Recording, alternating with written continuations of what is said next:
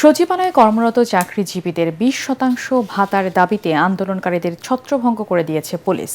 এর মধ্যে ৪ জনকে পুলিশি হেফাজতে নেওয়া হয়েছে। পুলিশ বলছে এই আন্দোলনের পেছনে কোনো ষড়যন্ত্র আছে কিনা তা খতিয়ে দেখা হচ্ছে। এদিকে দাবি না মানলে রোববার থেকে কর্মবিরতির ঘোষণা দিয়েছে কর্মকর্তা কর্মচারী ঐক্য পরিষদ। বিস্তারিত জানাচ্ছেন ইয়াসিন রানা। ২০% ভাতার দাবিতে আন্দোলন করছে সচিবালয়ের কর্মকর্তা ও কর্মচারীরা। বুধবার অর্থ উপদেষ্টাকে অবরুদ্ধ রাখার প্রেক্ষিতে বৃহস্পতিবার দুপুর থেকেই নিরাপত্তা বাড়ানো হয় সচিবালয়ে। দুপুরের পর থেকেই সচিবালয়ে জড়ো হতে থাকে কর্মকর্তা কর্মচারীরা। বিকেলের মধ্যেই প্রজ্ঞাপনের দাবি করা হয়, না হলে রোববার থেকে কর্মবিরতির হুমকি দেন তারা। আমরা কর্মচারীরা যখন কোনো একটা জিনিসের জন্য দাবি জানাই, তখন রাষ্ট্রে টাকা থাকে না, ফান্ড থাকে না, এটা থাকে না, সেটা থাকে না।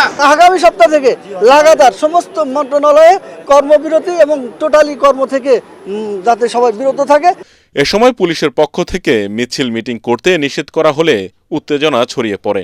পুলিশ তাদের ছত্রভঙ্গ করে দেয়। আটক করা হয় কর্মকর্তা সংযুক্ত পরিষদের সভাপতি বাদিউল কবির, সহসভাপতি শাহিন গোলাম রব্বানী সহ ৪ জনকে।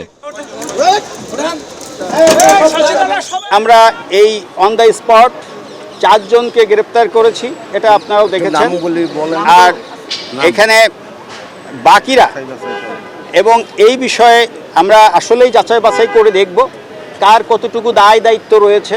প্রশাসনের কেন্দ্রবিন্দু সেখানে যখন আপনি বিশৃঙ্খলার চেষ্টা করেন, তখন অবশ্যই আইন তার নিজস্ব পথে চলবে।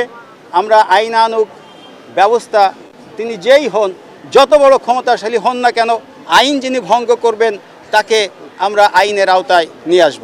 এর আগে বুধবার ২০% সচিবালয় ভাতার দাবিতে নজিরবিহীনভাবে প্রায় ৬ ঘন্টা অবরুদ্ধ করে রাখা হয় অর্থ উপদেষ্টা ডক্টর সালেউদ্দিন আহমেদকে। ইয়াসিন রানা, এটিএন বাংলা, ঢাকা।